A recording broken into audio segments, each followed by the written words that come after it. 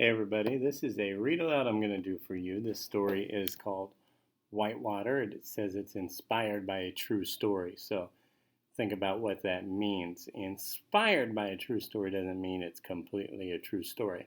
So this is fiction, but it's going to be realistic and historical fiction because it takes place in a historical period of time. So this story could have happened.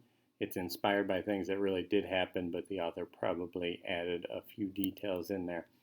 It is written by Michael S. Bandy and Eric Stein, illustrated by Chandra Strickland. So it has two authors, so think about how that might contribute to how this story plays out. So I'm going to read the story to you, and then on Canvas you've got a few questions you're going to answer about it. Remember, we've been talking about theme, so think about theme, but also we're going to start talking about stories that might kind of have a social message.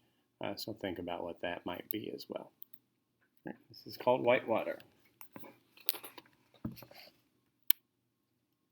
Hurry up, Grandma, I said as I ran toward the bus. I didn't want to miss the bus. We were going into town to get oats for the mule, and going into town was one of my favorite things.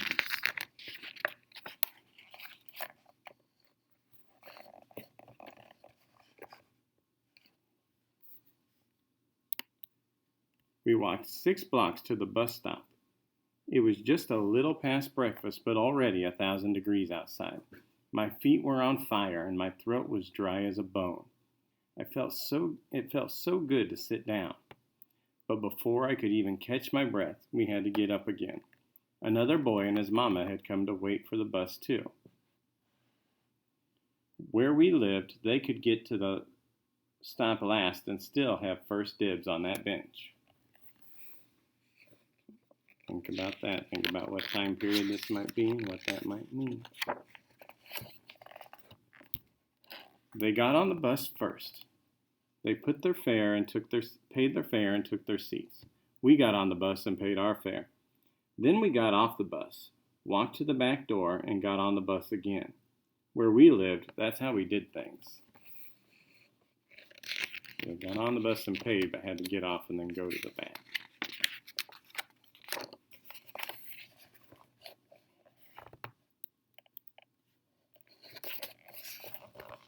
I was so excited about going to town that I barely noticed how my legs were getting from standing so long. I saw the boy and his mama sitting up in the front of the bus. I'd seen him at the bus stop before, so I waved at him. He smiled back at me.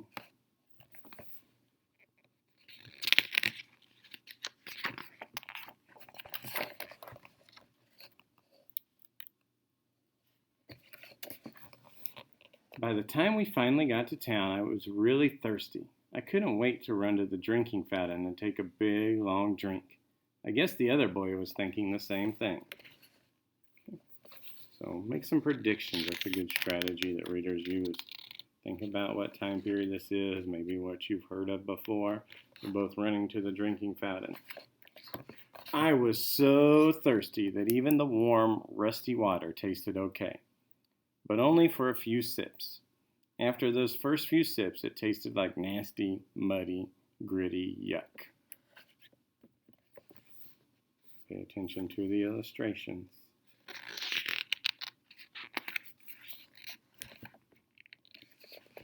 It just didn't make any sense to me that when the boy from the bus kept on drinking. The water he was drinking must be cool. It must be fresh. I was sure it was pure and icy cold, like mountain water. Suddenly, I just had to know what that white water tasted like. So in this time period, things are what we call segregated. There's a separate drinking fountain for white people and a separate one for people of color. So he doesn't get to taste what that other water tastes like, but he's imagining it must taste pretty good. Again, keep thinking about that. How would you feel in that situation? After the boy stopped drinking, I took a step in the direction of his fountain.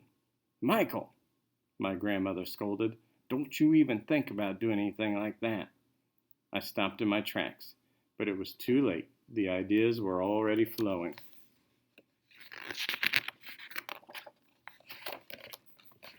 After that, I couldn't concentrate anywhere, even at school. One moment I could be in class, then suddenly I'd be crawling on my hands and knees in the hot desert. Out of nowhere, there was a palm tree with a water fountain under it. Above the fountain was a whites only sign.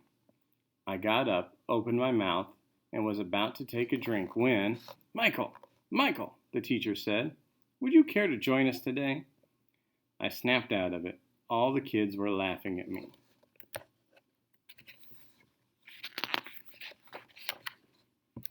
When I got home, I couldn't concentrate on my chores. I couldn't concentrate on eating. I couldn't even concentrate on taking a bath. Yes, that is a picture of him taking a bath. Yes, you're fifth graders, you can handle it. All of a sudden, I was sitting in the middle of a giant water fountain. I had my arms open up wide and my tongue out, ready to catch a drop. "Michael, Michael," my grandmother said, "you better not be getting any of that water on that floor." The white water was starting to get me in trouble. The white water was all I could think about.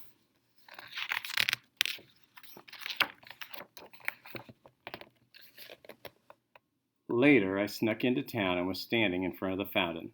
I turned the knob, opened my mouth, and was about to take a big gulp. Then two big police officers grabbed me, handcuffed me, and said they were taking me to jail. I screamed, "Grandma, Grandma!" "Wake up, boy," my grandmother said. "Sounds like you were having a bad dream." Whew, I thought. So he had a dream about drinking the water and getting arrested and put in jail. So yeah, there's potential that could have actually happened to him. Wondering about that water was driving me crazy. I couldn't take it anymore. I just had to know what the white water tasted like. So I came up with a plan. I'd go into town alone and get a taste of that white water.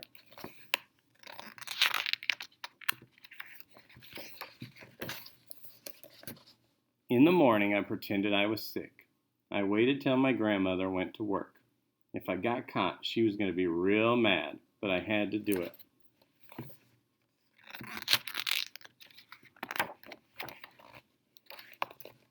I walked down the road toward the bus stop with my dog, Shiwi. Everyone who passed seemed to know that I was up to no good. When the bus driver asked me what I was doing, riding alone, I told him I had missed the school bus. He just stared at me. I didn't know what to do, so I stared right back. He must have gotten tired of staring because he finally pulled his hand off the coin slot. So he put his hand over where they pay to stop him because he was kind of wondering what was up. But eventually he gave up and let him on. When I finally got to town, I was scared to death. All kinds of things were running through my head. What if I get caught? What if I get hurt?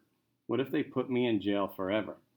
But I just had to know what that white water tasted like. I looked both ways. The coast was clear. I took a deep breath and ran for the bus depot.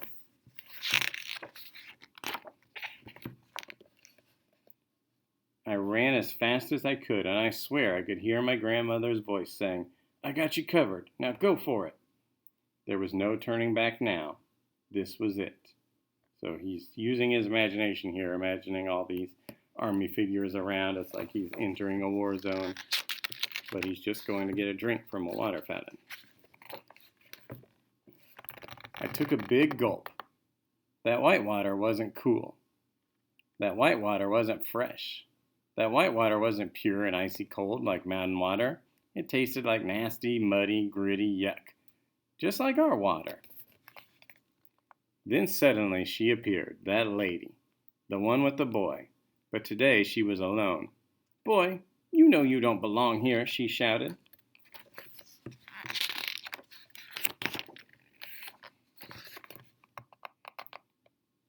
I was startled and fell down. I was so frightened I couldn't hear what she was saying. Lying on the ground, all I could see was the pipe. I had never seen it from that angle before. The same pipe fed both fountains. 2 fountains, 2 signs, but the same water in both.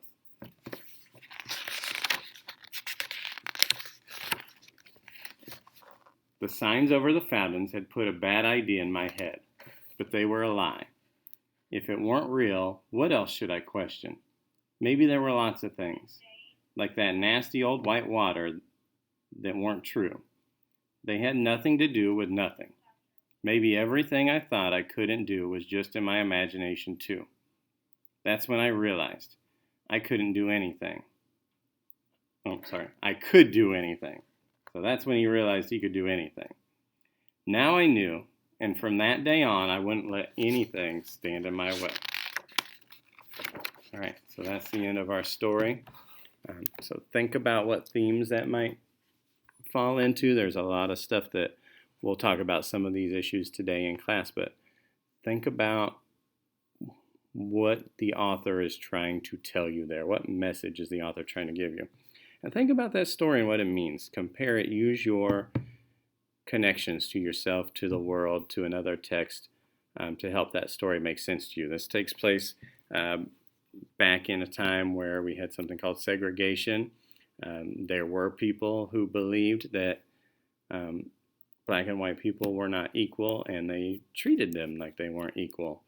And later we had what was called the Civil Rights Movement to try and correct that, and some people are still fighting for that today. So start thinking about those things and how that makes you feel and what you think about that and what you would do if you were in that situation.